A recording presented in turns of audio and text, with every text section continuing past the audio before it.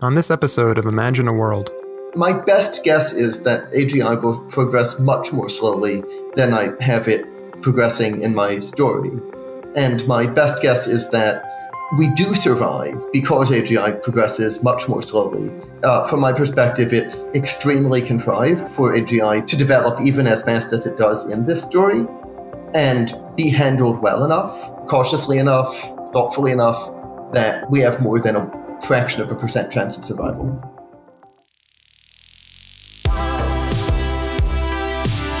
Welcome to Imagine a World, a mini-series from the Future of Life Institute. This podcast is based on a contest we ran to gather ideas from around the world about what a more positive future might look like in 2045. We hope the diverse ideas you're about to hear will spark discussions and maybe even collaborations. But you should know that the ideas in this podcast are not to be taken as FLI-endorsed positions. And now, over to our host, Guillaume Reason.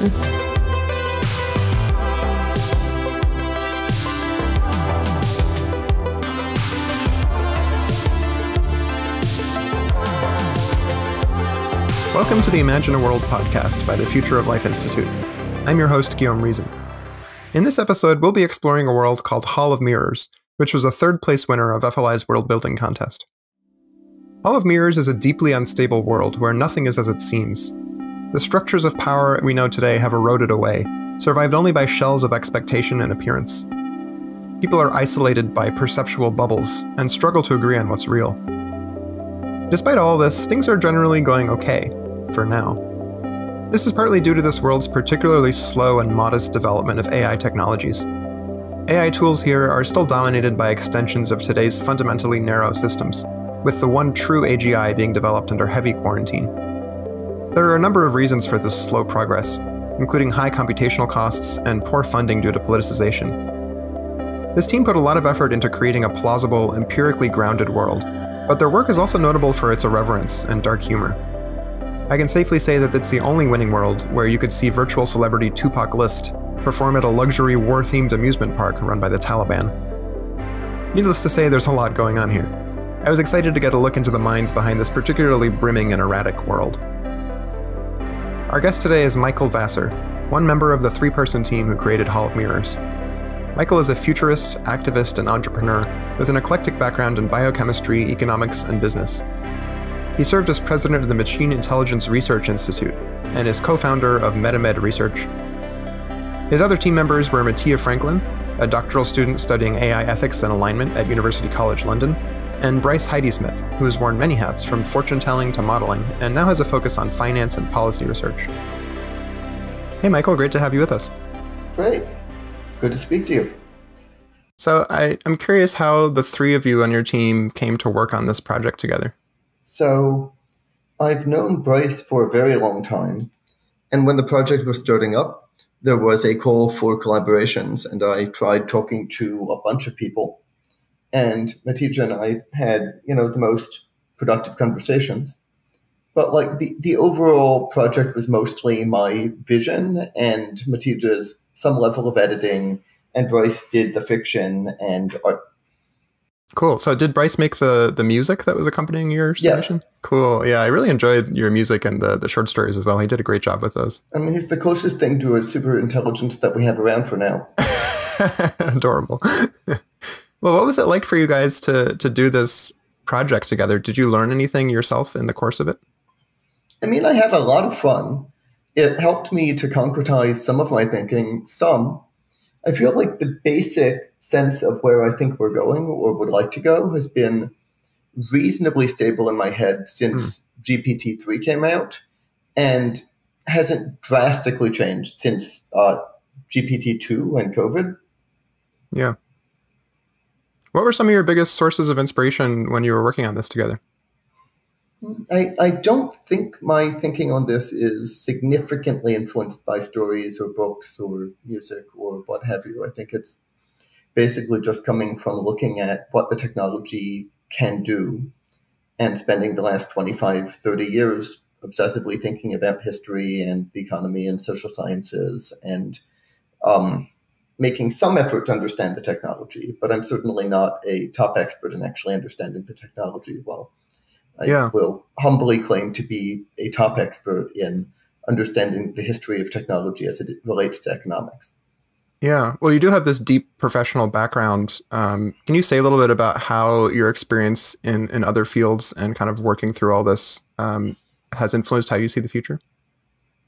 I mean, in terms of professional background, molecular bio, I studied in university, and it doesn't really inform this very much. I have a lot of thoughts about cool things that could be done with molecular bio, and now that GPT-4 is performing at a high school national championship level without major upload enhancements, I'm confident that I can do a lot more of that stuff. And also AlphaFold is very cool, and mRNA tech is very cool. So I think there's enormous opportunities now for bio.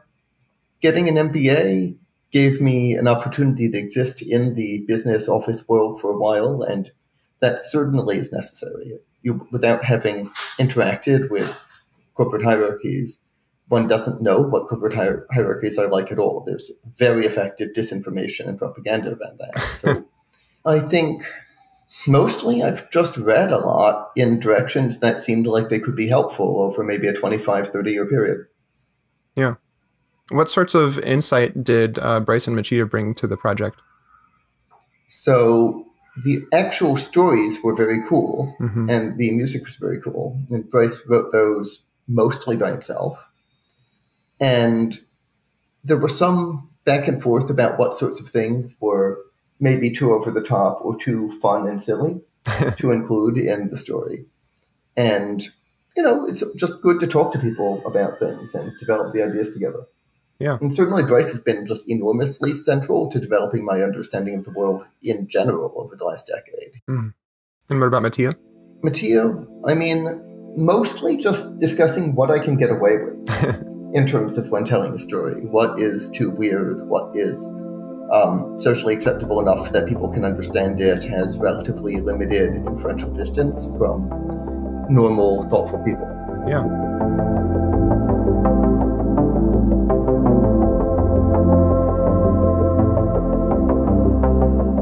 In some ways, this world is kind of a caricature of the present. We see deeper isolation and polarization caused by media, and a proliferation of powerful but ultimately limited AI tools that further erode our sense of objective reality. A deep instability threatens. And yet, on a human level, things seem relatively calm. It turns out that the stories we tell ourselves about the world have a lot of inertia, and so do the ways we live our lives. I had a hard time picturing those individual lives among all the wild happenings of this world, and I wanted to hear more about that human perspective from Michael. What's it like to live in this world you've made? Well, it's going to be very different in different media bubbles.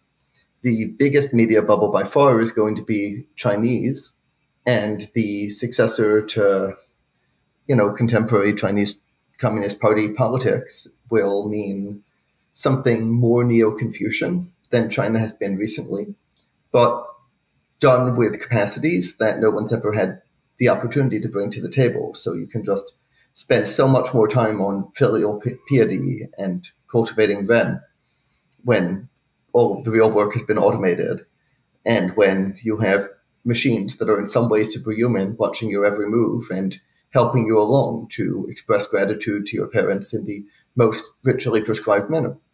Other people have different experiences. There are probably hundreds of millions of people trapped in pornographic universes and effectively mind-controlled by AI.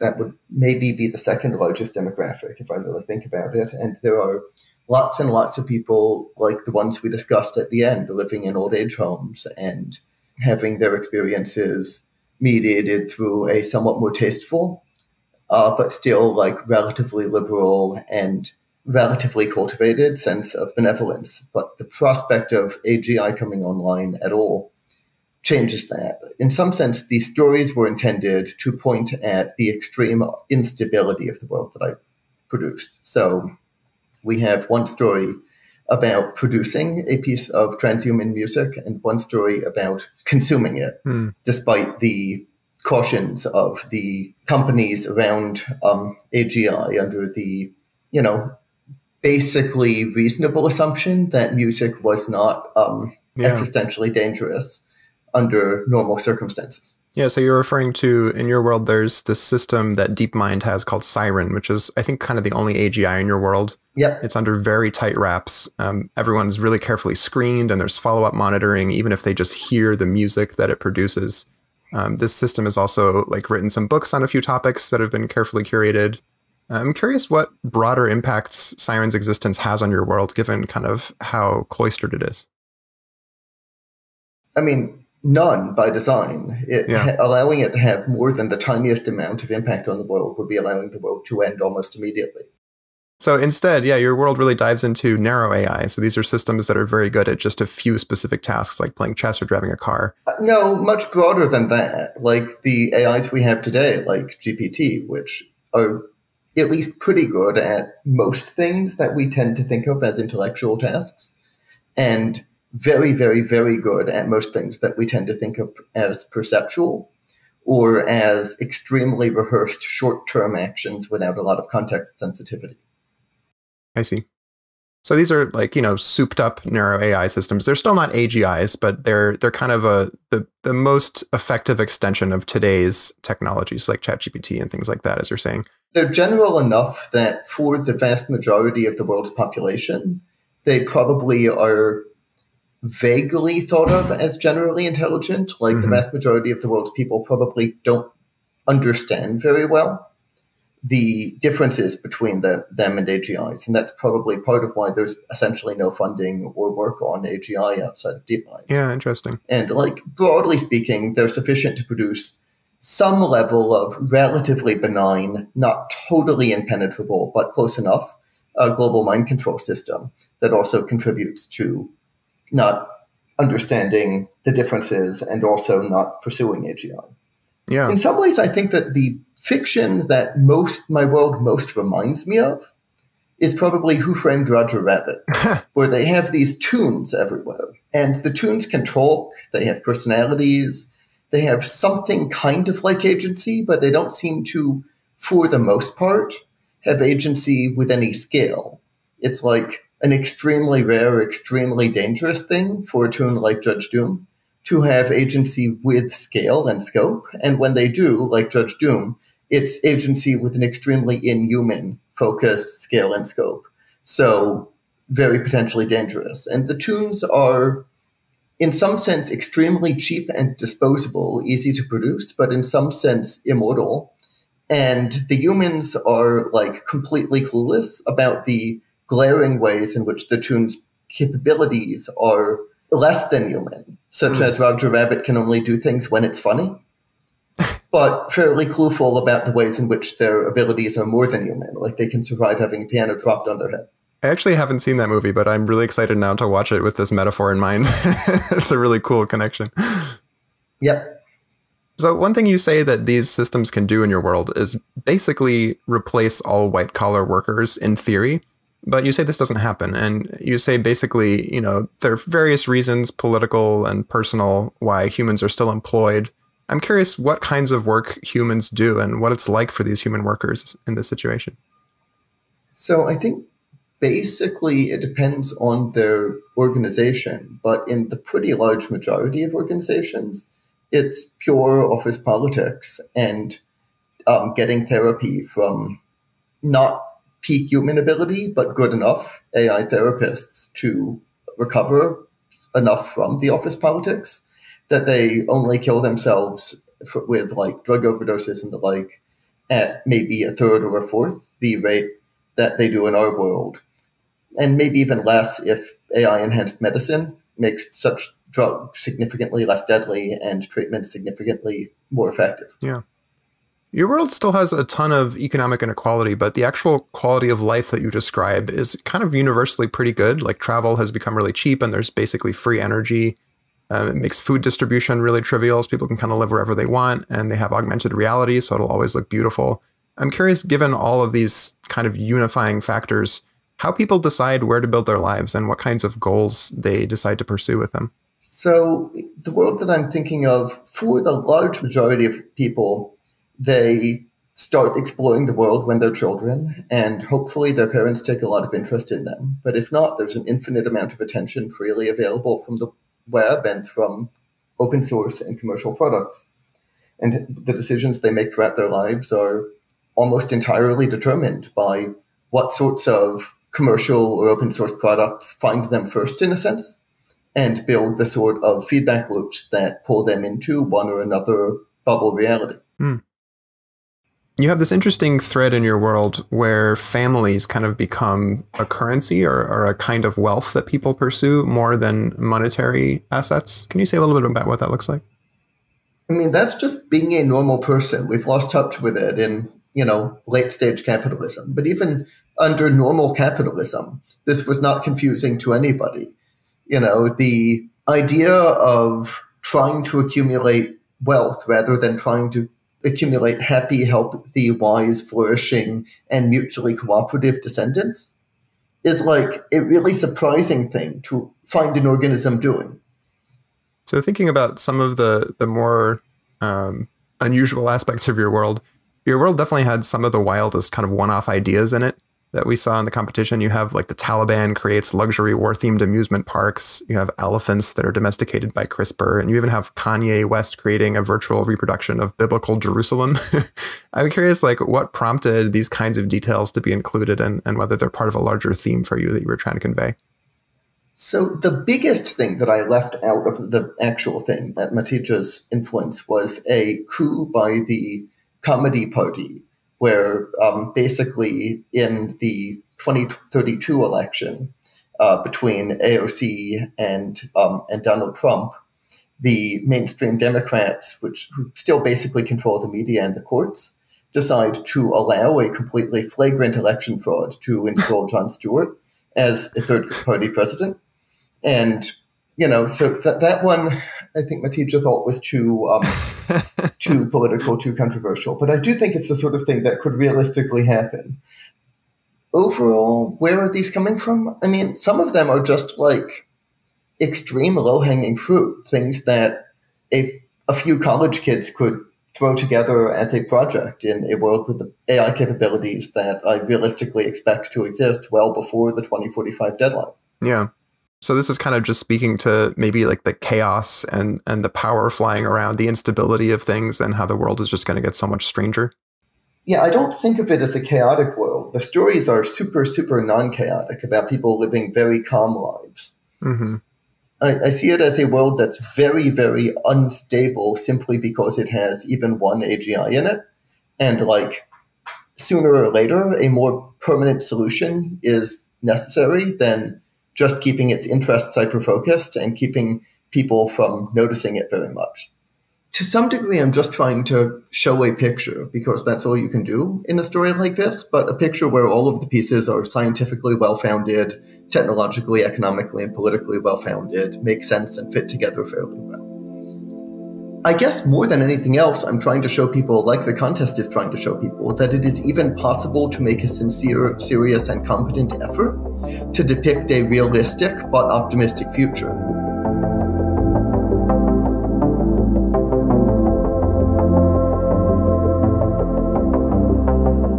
Major changes are hacking away at the foundations of this world's systems. The loss of shared reality and weakening of governmental structures, at least in the West, seem to strip humanity of a good deal of agency.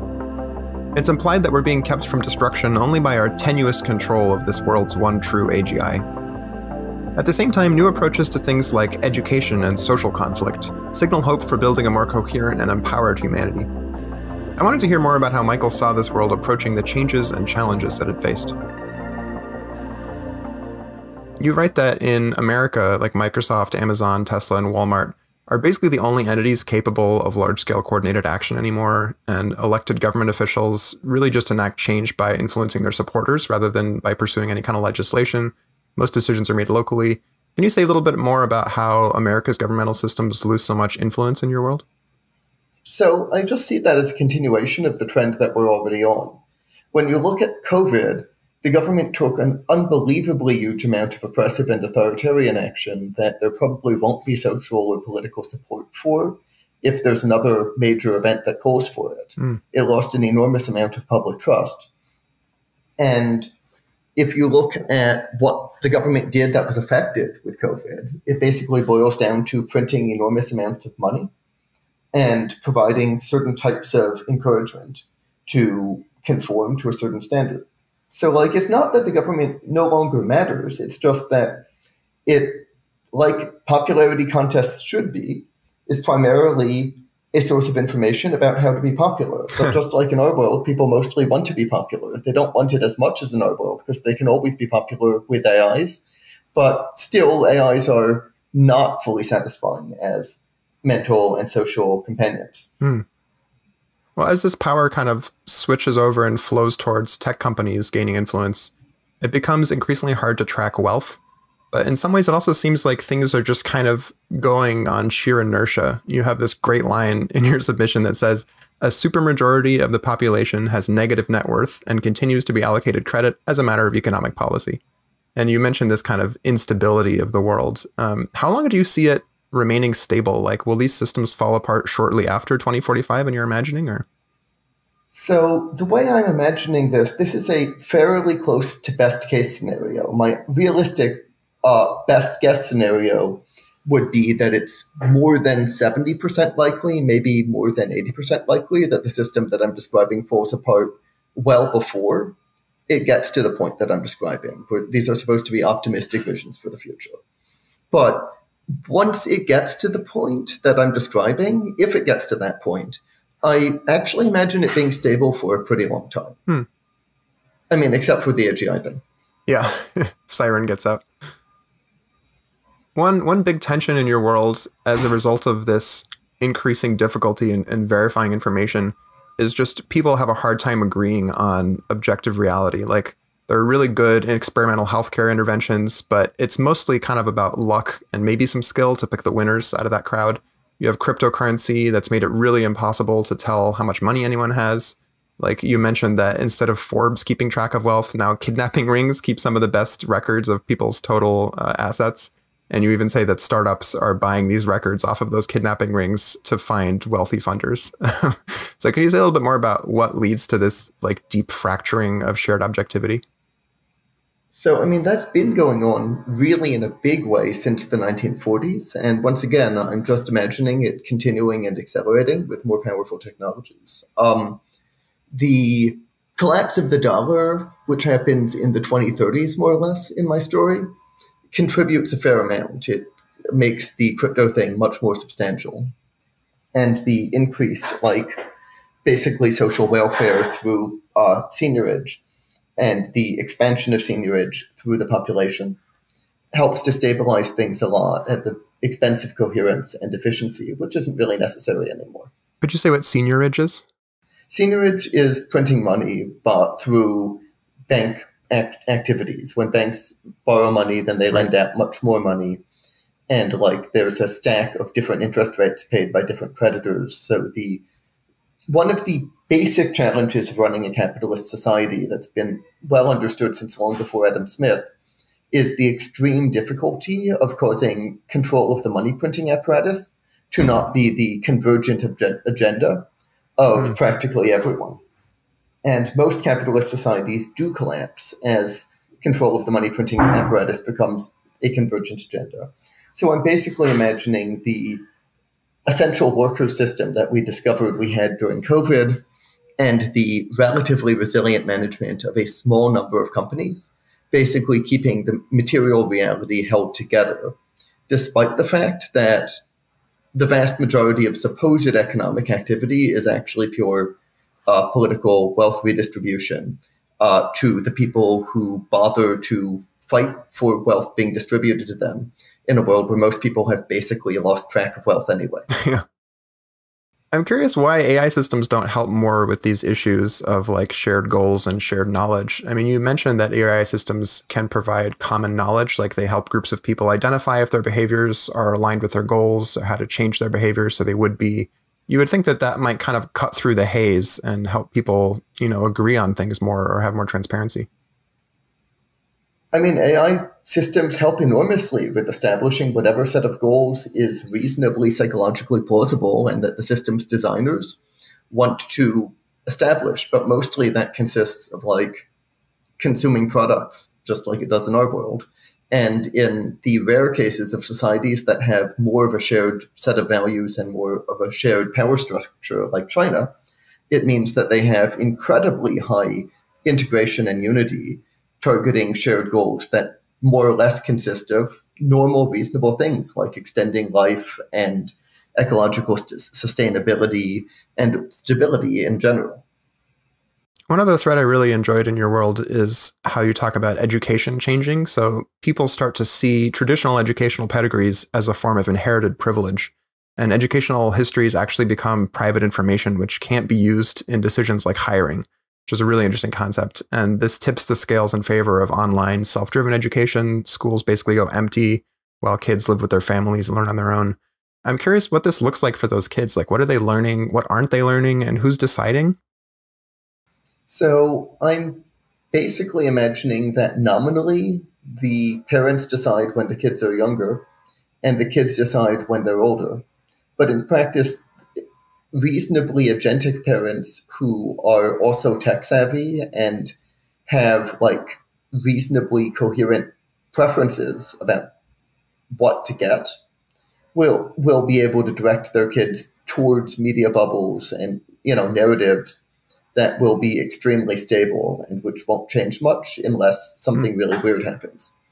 So I expect that almost everyone's learning speed is going to be like at least 4 or 5 times faster between more targeted instruction, objectively better instruction, maybe learning enhancement through drugs and mRNA tech.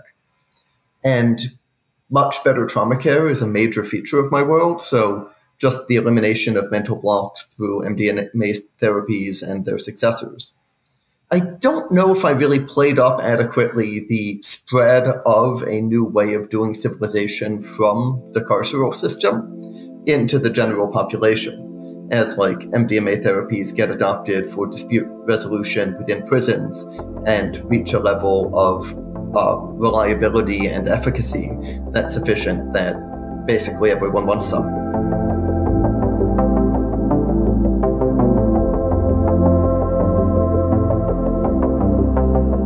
Despite some of the more madcap details of their world, this team expresses a strong commitment to realism and plausibility. Their portrayal of AI development was also perhaps the slowest and most restricted among our winners. While there is an AGI around, most of the technological developments in this world are just extensions of today's narrow AI systems, whose awesome capabilities are ultimately limited. I was curious to hear more about this team's creative influences and whether this slower pace of AI development was something they saw as merely likely or a necessary component of any safe path to an aspirational future. So I'd like to spend a little while discussing the narratives in your world and how they compare to other narratives that are going around in popular culture. Like, one really big through line for me is this sort of emperor has no clothes attitude you have towards economics and politics, where your world kind of just goes through the motions to keep things moving along, but the systems themselves are no longer really doing much. I'm curious if there are other examples of this perspective that inspired you in other kinds of media. I mean, mostly I'm inspired by real life, not by media and narratives. I can't think of a piece of fiction that is as radical as real life in the degree to which it violates conventional assumptions. It's basically impossible to do without being a top-tier literary genius like Shakespeare. I mean, Hamlet's wonderful. Doris Lessig's book, The Golden Notebook, is maybe the best depiction I've ever seen. But one would need to be a really, really good literary scholar to appreciate it, I think. Same with Hamlet. Interesting. Well, I'm curious if there are any examples, and this can come from, philosophers as well as fiction, of economic or political systems that could actually maybe function in a world like yours? Or do you think that the whole concept of having a system that's run in a sensible way is kind of moot? No, I mean, the Chinese system is sort of run in a sensible way in the world I'm describing. It's not run with perfect rigor and resolution. It wouldn't pass like Talmudic standards. But by the standards that we're used to from government, I'm imagining a China with a life expectancy of well over 100 years and the ability to industrially produce in a clean way and with very little labor practically everything the entire world needs. The goals of maximizing filial piety and ren are just going to be what's inherited from their ancestors and traditions. And it may not seem like doing a thing to us, but, most of what we do is arguably not really doing a thing. Do you think there are any actions or reforms we could do to Western systems that would make them more resilient to these changes as well? I mean, my simple answer is I already put them all into this story. That's why the world is still alive and has not collapsed already. I'm making a number of surprising good luck happens assumptions, not extraordinary. I really try to avoid endorsing things that are not just quirky and that have probabilities of less than about 10%. I think it's important to note that our world would be way scarier to people from my vision of 2045 than their world would be from us. Interesting. Their world would just be incredibly addictive, and we would very quickly find ourselves trapped in some relatively exploitative bubble. But even exploitative bubbles have reasons to try to keep people mentally healthy enough to keep on receiving government benefits within a thin veneer of contributing to the economy. I guess one way to think about it is the American dream is basically a collage of the America prior to the Civil War, America between the Civil War and the New Deal, and America after the New Deal, which could be summarized as the colonist experience, the immigrant experience, and the GI experience. And none of these experiences at all resemble what Zoomers are coming into and experiencing. And so they are growing up in a world of such transparent lies that they're almost without exception total epistemic nihilists, mistakenly disbelieve that anything was ever true, rather than only disbelieving that anything that they've ever seen is true, which is actually the case. So one really unique thing about your world is this focus on the narrow AI systems and how high a ceiling you put on their abilities. You kind of have basically a suite of different narrow AI systems that together have the capabilities of an AGI in some ways, but they're spread across these separate modules. No, they don't have the capabilities of an AGI. They don't have anything even remotely close to the abilities of an AGI. Yeah, so can you distinguish that? The story is just kind of hinting at the capabilities of an AGI with the sort of security around it and the sort of implied impact and potential risk. So I'm operating with the definition of AGI that's something like a system that's better than a human at any task that you can reasonably define. Is that different from what you say when you say that these narrow AI systems? No, that's better than any human at any task that you can reasonably define. Okay. I'm saying that the systems that I'm describing are not even remotely close to that. They're superhuman at very narrow tasks, at they're superhuman at a lot of very narrow tasks, but it doesn't even come close fitting them all together to the full range of human capabilities. I see. So there's kind of a synergy here, you're saying. Right. And then they're not superhuman, but nearly as good as the experts that top elites tend to point to at the vast majority of tasks that get measured and graded and systematized and standardized throughout society. So the best doctors in my world are still humans who make very heavy use of AI tools, but the best purely AI doctors might only be as good as the doctors that the president has in our world, but not nearly as good as the doctors that a top doctor has in our world, since the top doctors know who the actual best doctors are and it ain't them. So not only do these systems not exceed the best human experts individually at these narrower tasks, but you're also saying that there's something missing, even if you have this collection of narrow systems that can each do something that a human can do. Just putting those together is not the same as having something that could do all of these flexibly. Is that what you're saying? Definitely, but also there are things that none of them can do even a little bit. In the story that I'm talking about, Siren is the only AI in the world that could, if it wanted to, do important original mathematics. It's the only AI in the world that could, if it wanted to, make the tiniest contribution to theoretical or applied physics. Yeah. So in your world, you have this incredibly powerful AGI system that does exist, but it's under really, really strong protections, under tight wraps. Do you think that this is necessary to have a optimistic future with AGI in it? Yeah, definitely. Unless we can basically do, thousands of years worth of philosophical progress in 20 years. And we can't.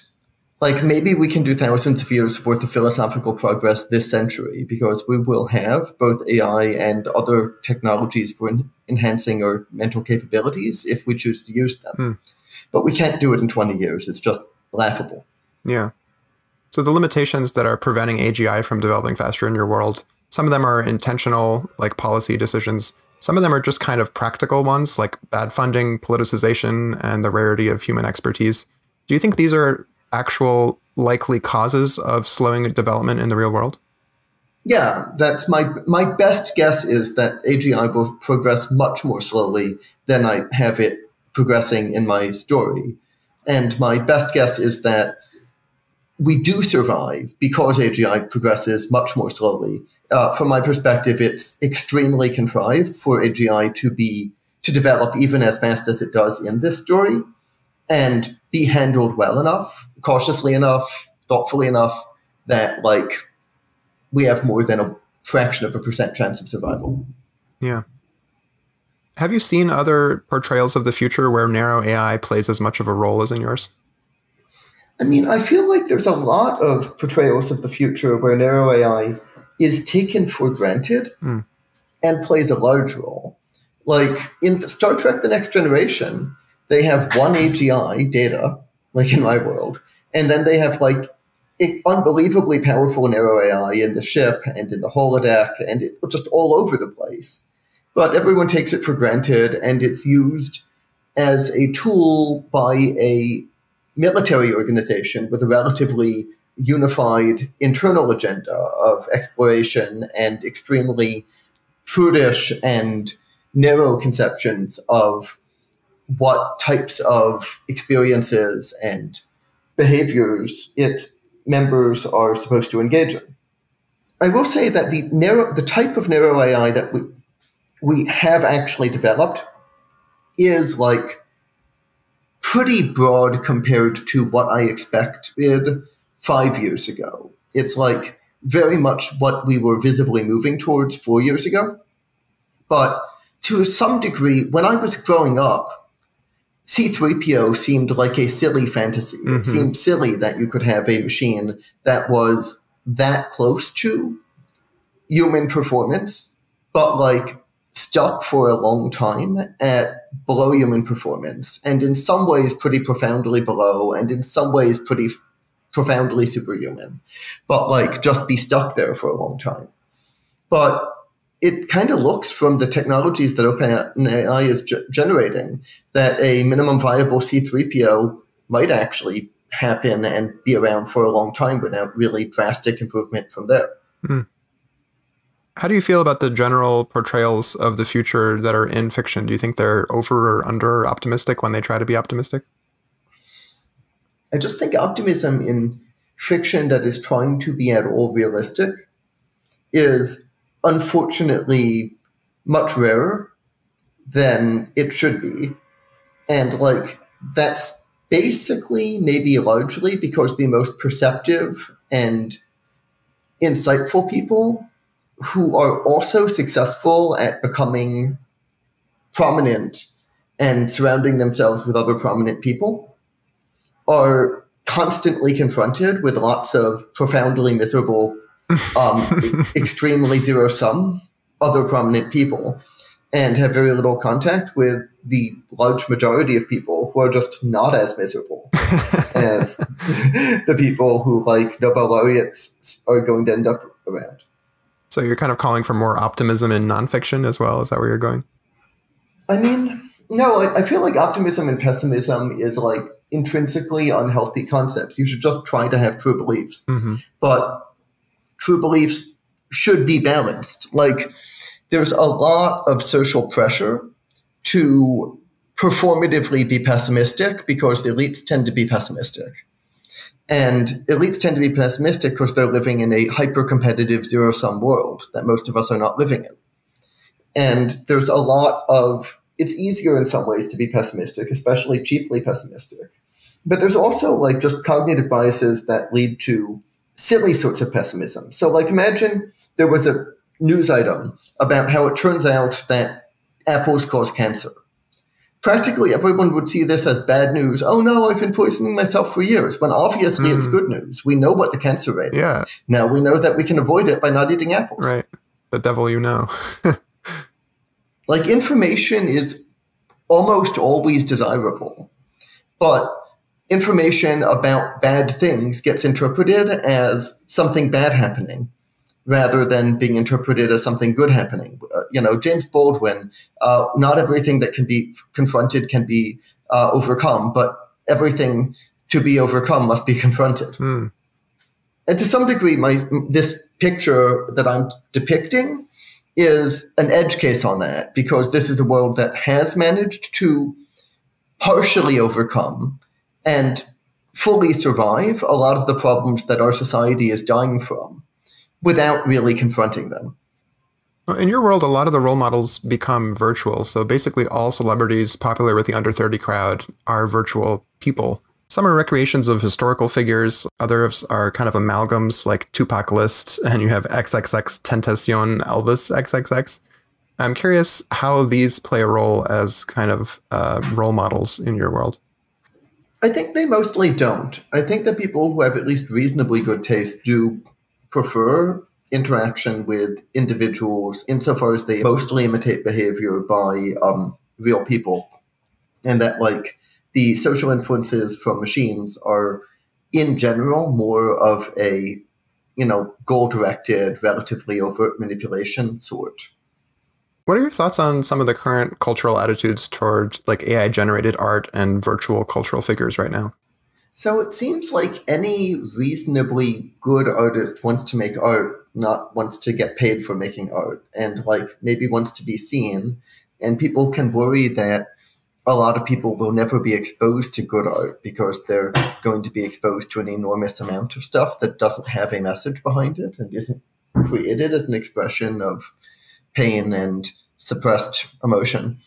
But like, if you're a good artist, you can learn new tools, and you keep learning new tools throughout your life, and you learn how to make use of these new tools to compete and to get your message out there. The barriers to entry for art, in some sense, never go down because they have to do with the attention and consciousness of your audience.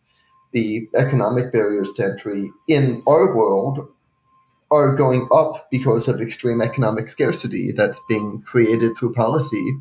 So like we're living in a time of really extreme economic scarcity compared to the Great Depression at this point. We've lost way more actual economic freedom in the sense of like not needing to work very hard or very well or be very exceptional in order to afford to reproduce our own labor, have children and grandchildren, and have them live at least as nicely as we do and be able to purchase our baskets of goods. And every Zoomer knows it because, like, they in fact can't purchase the baskets of goods that their parents had, and their parents deny them recognition as adults. Even like millennials with kids are denied recognition as adults in major ways because they don't have the baskets of consumption goods that, in fact, generationally speaking, they can't have.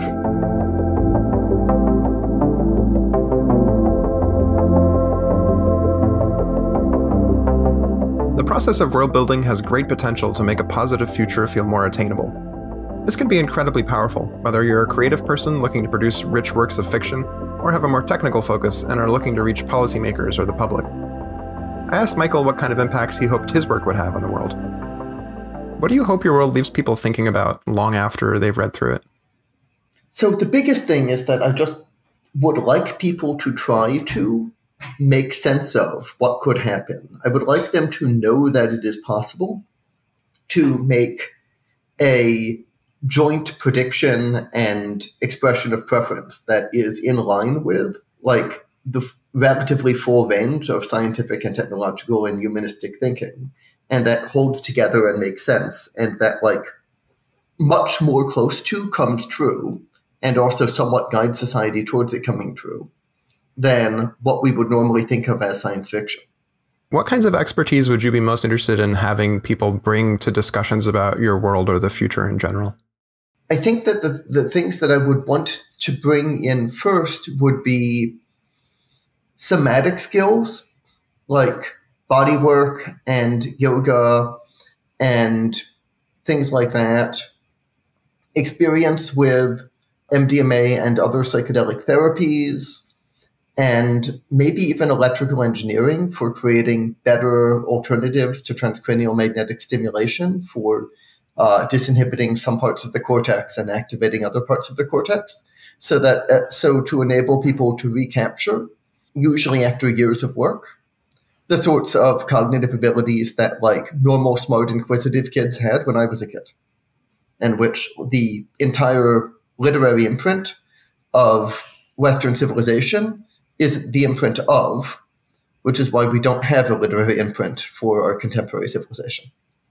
Do you have any particular hopes about the impact that this work would have on the younger generation of folks around today? It seems to me that the vast majority of Zoomers are doomers. They believe that the world is going to hell in a handbasket and everything is falling apart. But they are likewise cynics about the past, in that they somehow believe that things have been getting worse forever, but were never better than they are today. And that can't be a concrete set of beliefs. It actually has to be something that they have instead of having beliefs, which is like a posture, a vibe. And, what's actually going on is that they have always been lied to about everything of importance by every credible authority. So they don't believe that people can know things. And they only believe that people can posture and vibe. That's really sad, because manifestly the world around us displays incredible amounts of the results of knowledge. And if people don't continue to produce the results of that knowledge, we're going to live in a much less nice world. What could help to correct for this or influence their attitudes in a positive way for you? Well, to a really non-trivial degree, large language models that we have today, if they were reinforcement learning trained for questioning and challenging and calling out bullshit, and especially for perceiving the emotional dynamics of social situations, which are very easy to perceive for even average humans and wouldn't be that hard to train systems to perceive. People need social support in calling out bullshit, rather than all of the social pressure being to submit to bullshit and go along with it. And we have the technology today to build artificial social support of precisely the type we need. What aspects of your world would you be most excited to see popular media take on when portraying the future? Well, to start, having a picture of China as something like China, rather than using China as our designated bad guy, which we use to project the images of ourselves. Basically, our popular media almost exclusively treats China as a scapegoat for the types of behavior that we are very aware that we engage in to approximately the same degree that they do, and is almost always trying to display, bias for the sake of showing loyalty rather than trying to display scholarship and understanding. I think that having, in general, a somewhat more balanced view of all sorts of cultural things, having more of an attitude that most things have some good and some bad in them.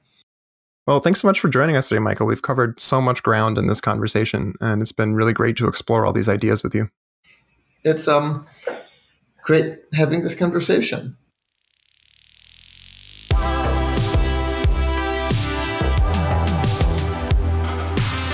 If this podcast has got you thinking about the future, you can find out more about this world and explore the ideas contained in the other worlds at www.worldbuild.ai. We want to hear your thoughts. Are these worlds you'd want to live in?